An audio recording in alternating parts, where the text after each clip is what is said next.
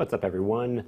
Welcome to Video Explored, soon changing its name to Video Signals Live. You can let me know what you think of that. I'm Joey Dowd, your host and creator of New Territory Media, and each week, or we've been on hiatus for a couple weeks due to Thanksgiving, but usually each week I'll bring you the latest news stories and updates that you should be aware of in the world of media and video and how you can apply that to your business or your projects. So today I've kind of got a big deep dive into the Queen's Gambit, and I do a little bit of a different format this time because I got a bunch of notes here in front of me.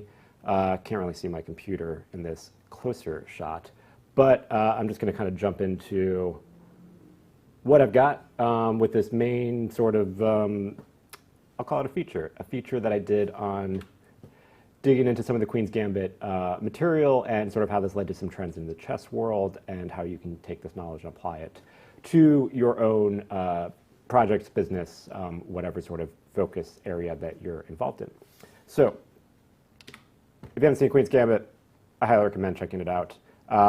Great show, 7-part series on Netflix. Great thing, it's a mini series, so it is not an actual seasonal show. So when done, 7 hours, you can be done with it. Yeah, super magical, just a lot of fun, feel good kind of show, and obviously it features a lot of chess. So that chess. The popularity of the show, it is one of Netflix's biggest shows.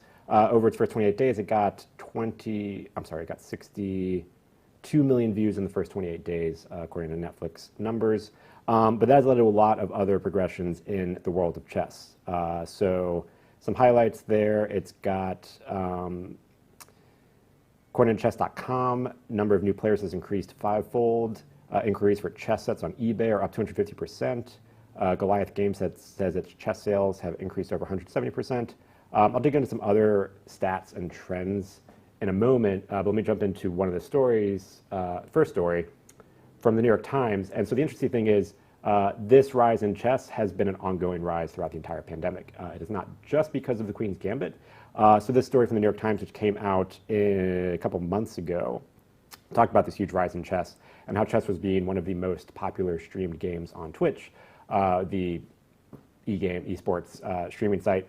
And I mean, chess is kind of like a very weird thing to think of with Twitch or game streaming because it is not the most visually exciting, and it is also a very old game. So usually on Twitch, you've got more of the first-person shooter games or games that are a lot more visually engaging that make it more interesting for an audience member to watch. Chess is not one of those usually. But some of the things that make it interesting are some of the main chess players and the main chess streamers that are engaging personalities in themselves. So some highlights I pulled from this New York Times article, and all the links to these articles are going to be in the description on YouTube and on the blog over at newterritory.media.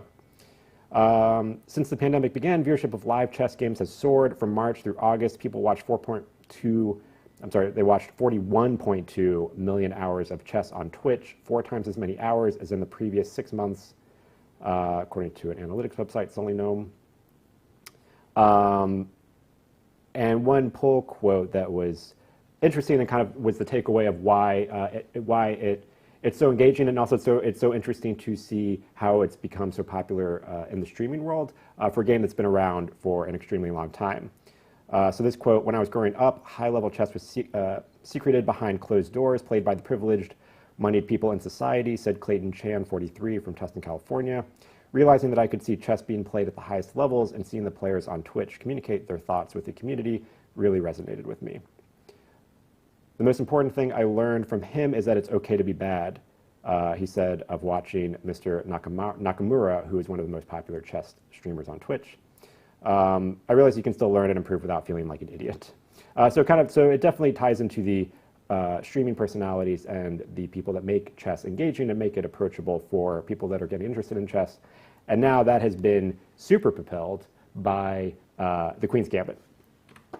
So digging into the Queen's Gambit, this was some of the more stats of the meteoric rise of chess and the interest in chess and everything surrounding chess from the series. So this is from the Hustle or the Trends newsletter.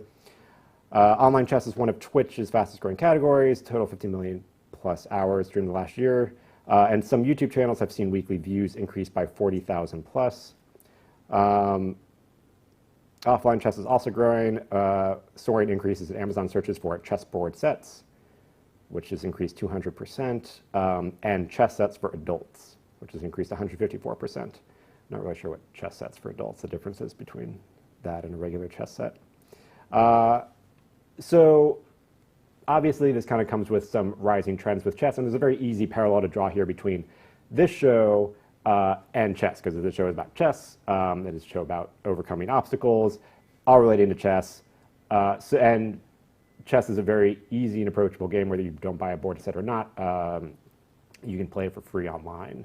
It's a game that's been around forever. You probably know the basics of the rules, but like me, you probably are not very good. Good enough to know that you are not good.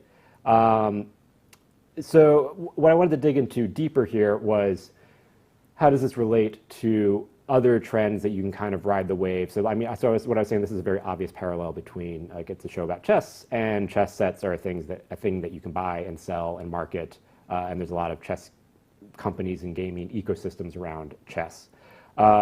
So there was another interesting story from Bloomberg. Let me switch back here. So from Bloomberg, from Lucas Shaw, Queen's Gambit is Netflix's biggest hit. Would Disney make it? So the premise of this article is comparing sort of the streaming strategies compared with Netflix and Disney. So we have Netflix, which is known for just churning out a lot of content. And if you're sort of in the online ecosystem of Twitter or Facebook or Instagram, something new will come out, it'll kind of blow up, it'll be a huge thing for like 3 days, maybe a week. Queen's Gambit's pretty impressive because it came out in October and it's still kind of trending a month later. And then it'll kind of fade away. Obviously it lives on Netflix forever and there's a whole long tail and the viewership, but it kind of becomes a big cultural thing, or a big trending buzz for a couple of days, and then it dies down pretty quickly. Whereas Disney's strategy is more of a long burn. Their most popular show is The Mandalorian, and as this article pointed out, that is based on a property that is more than 40 years old, 1977, Star Wars, obviously.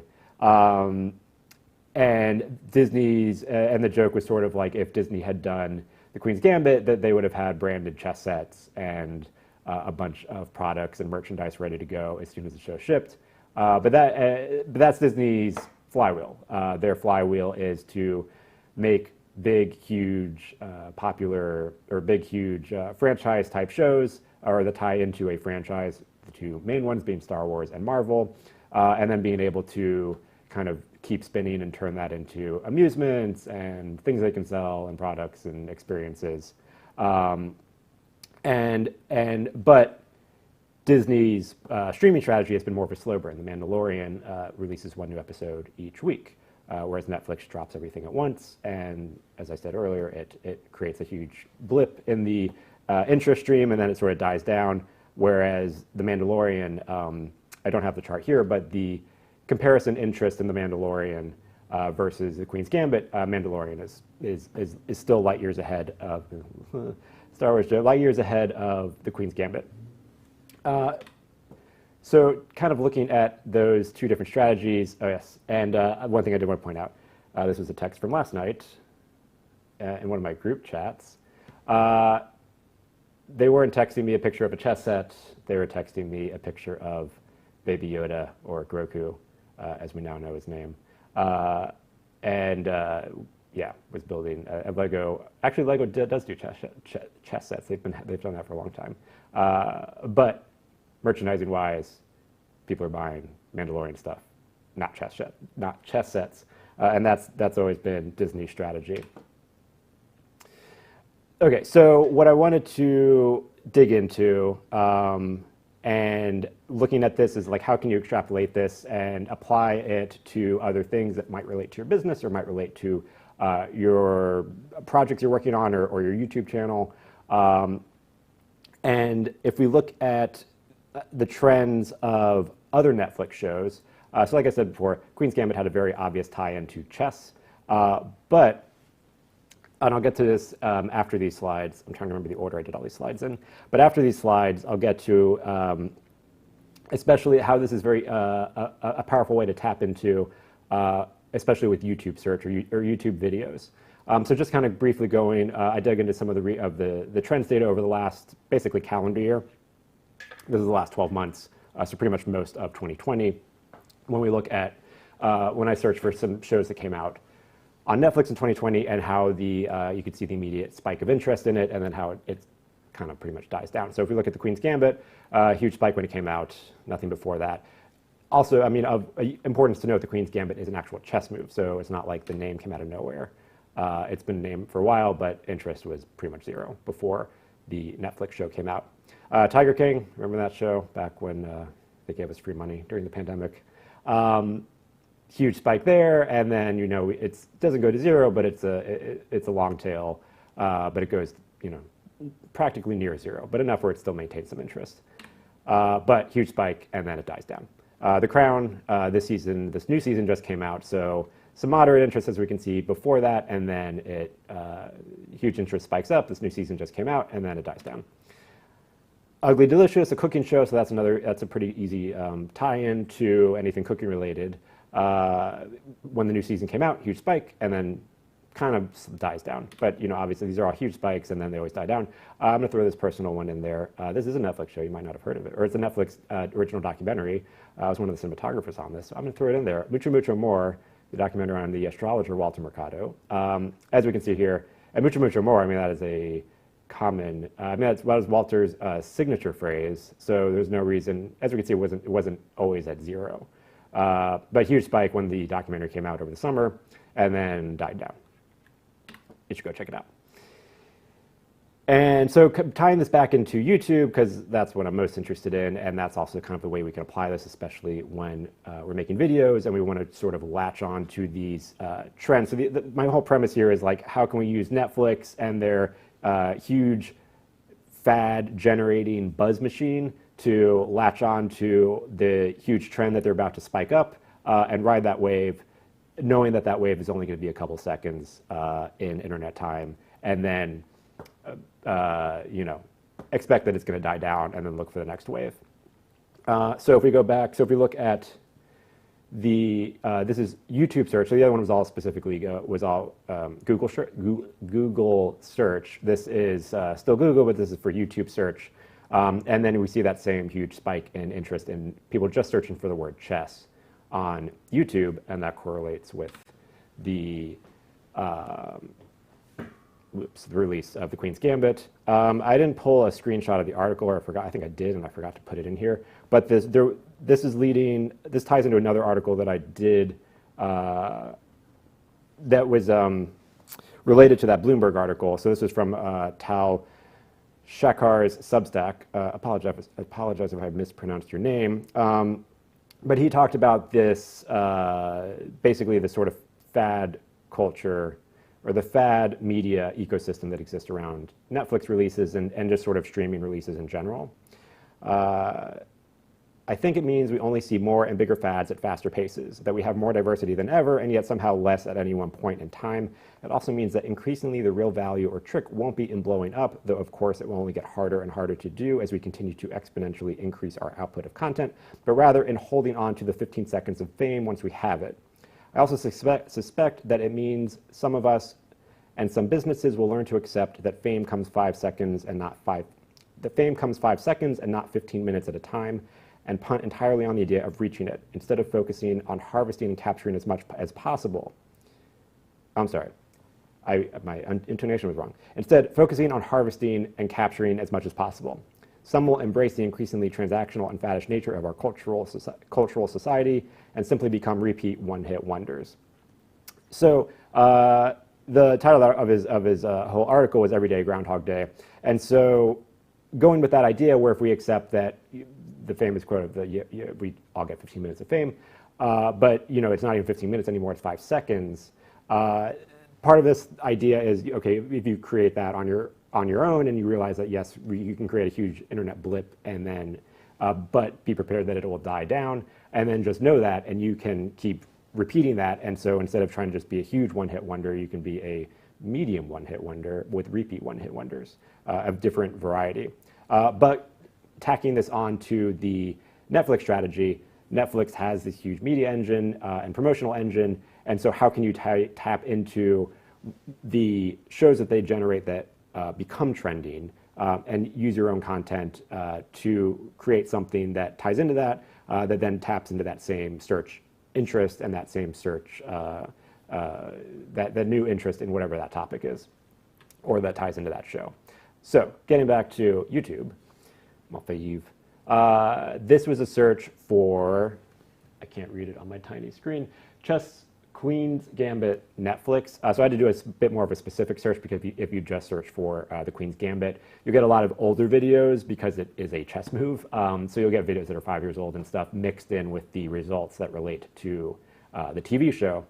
So if you so this more narrowed down search, what I wanted to get into was so on the left is a wider shot of the search, and on the right is the same exact search but pushed in.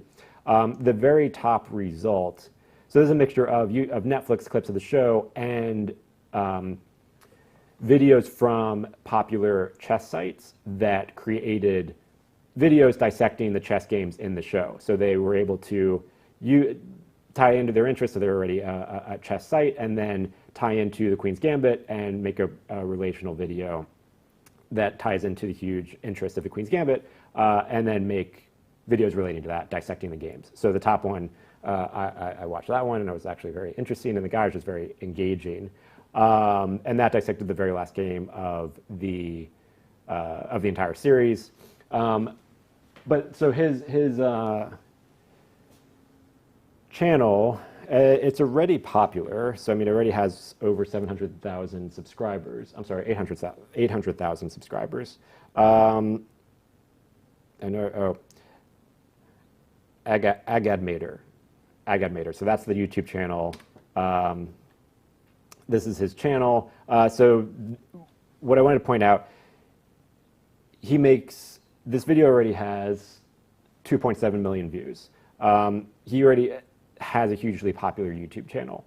But the thing that is most interesting here is this video that he released about a month ago explaining the Queen's Gambit, the final game in the TV show, has already skyrocketed to being his 6th most popular video after only 1 month. All of the other videos, so this is his video page sorted by popularity, so everything to the left has more views than the one on the right, and I don't have my wide shot set up right now, so I can't point at stuff. But if we look at so the video on the far right is the Queen's Gambit video, and all of the 5 videos preceding that have more views, but all of those videos, every single one of them, has been around for over 2 years. And so it's taken the 2-year mark, 3 years, the first 2 or 3 years, 5.2 million views on the far left, and then it goes to 3 years, 3.8 million views, 2 years, 2 years, 2 years, 1 month ago. And that will most likely pass. It's very close in views to the other 2 on the left, so it'll most likely become his top 4th video very soon. I wouldn't be surprised if that happens in a week or 2, or I'm sorry, even a day or 2. So even though he has a popular channel, and so getting these types of numbers isn't crazy, by making a video around something that relates to the generated interest of this huge Netflix show, this one video is able to skyrocket and become hugely popular, one of his most popular videos on his channel. And there's a couple other instances where you can look at other of those chess creators that were in the search results. Same deal, they have videos dissecting the games from the show, and it became trending because it ties into something that is reaching an even bigger audience that they normally wouldn't have before. So that's what it's all about, tapping into a bigger audience and using these trending interests to generate more views and kind of reach a new audience from content you can create by looking at Netflix and other cultural topics and other cultural things that are popping out there. This happened to me during the last show, so I wanted to point this out and show you some stats. The very last, so usually these video explored episodes get 100 to 200 views. It's starting out. But the last video I did before the hiatus was on Apple's new M1 chips and DaVinci Resolve. So they both had, two big companies had some pretty big updates that week.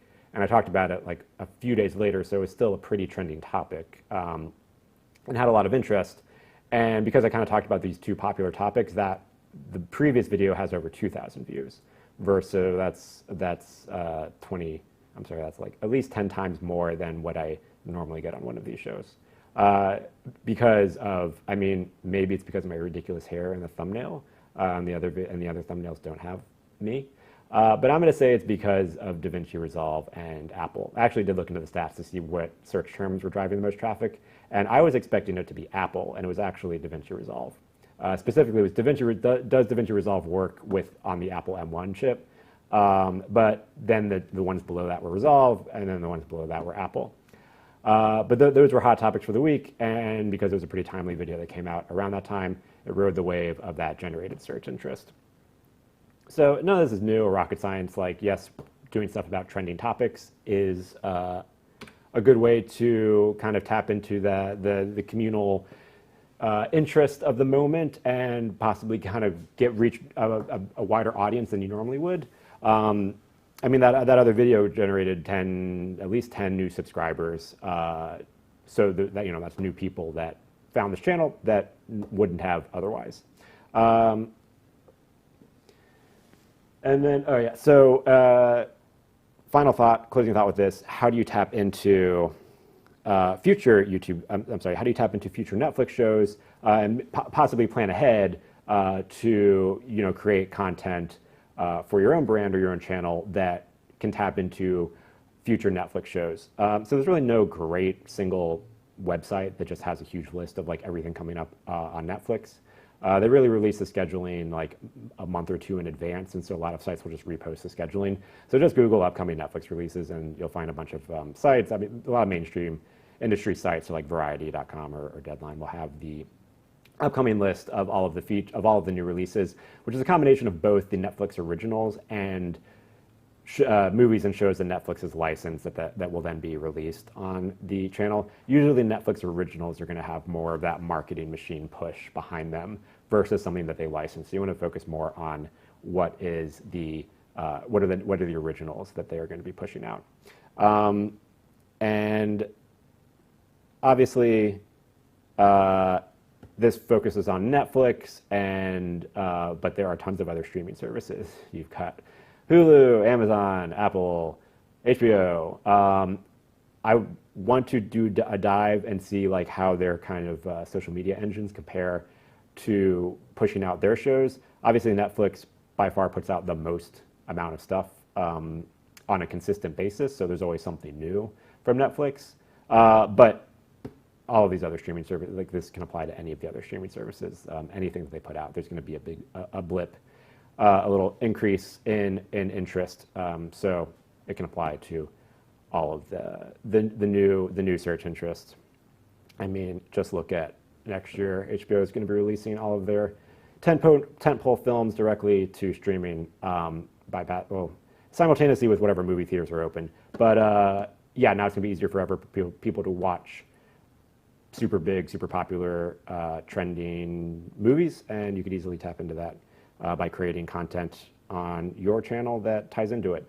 And obviously there's a caveat here too, where it's like you want to make sure that whatever content you produce is not clickbaity, that just gets people to click and doesn't actually deliver on anything having to do with anything relating to the topic. You don't want to make a Queen's Gambit video about chess and then, you know, it's like has absolutely nothing to do with chess. So you do want to deliver on the promise, or else you're just making clickbait, and don't do that.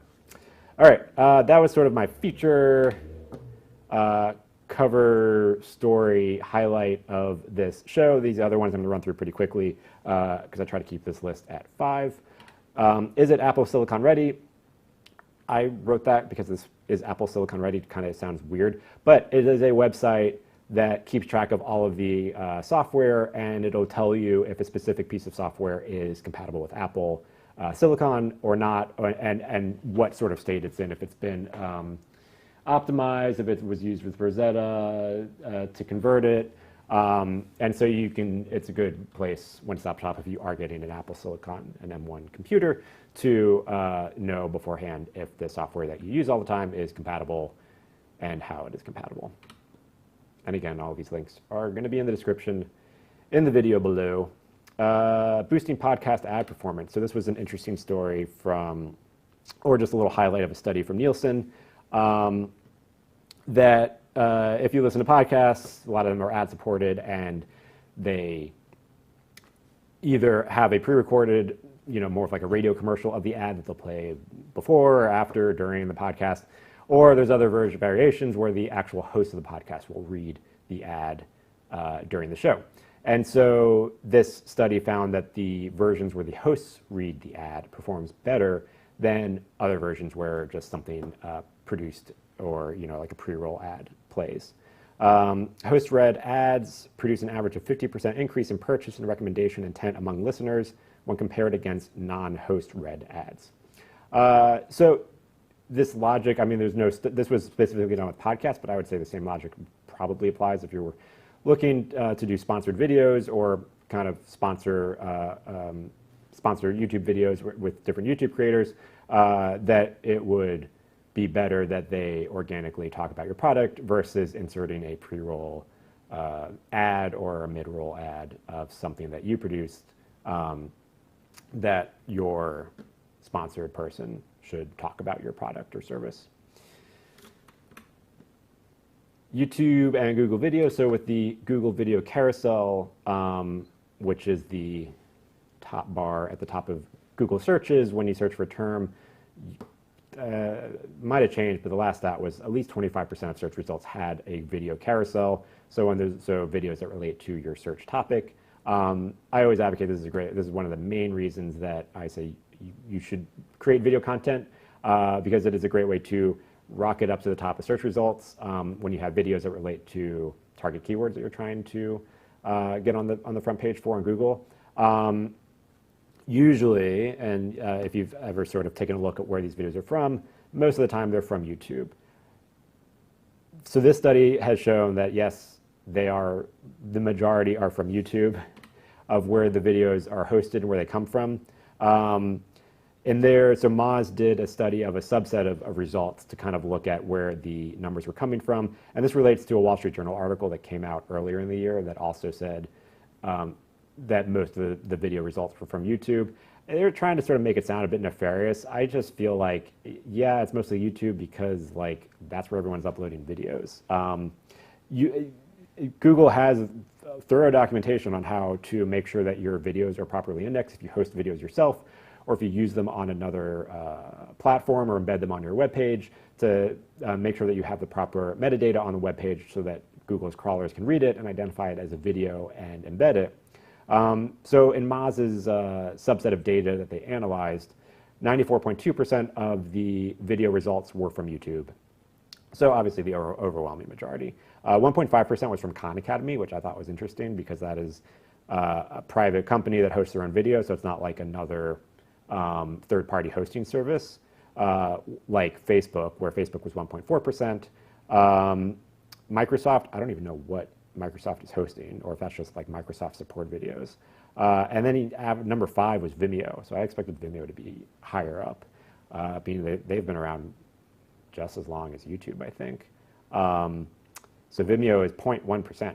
And then after that, Twitter, Dailymotion, CNBC, CNN, ESPN, these are all like less than 0.1%.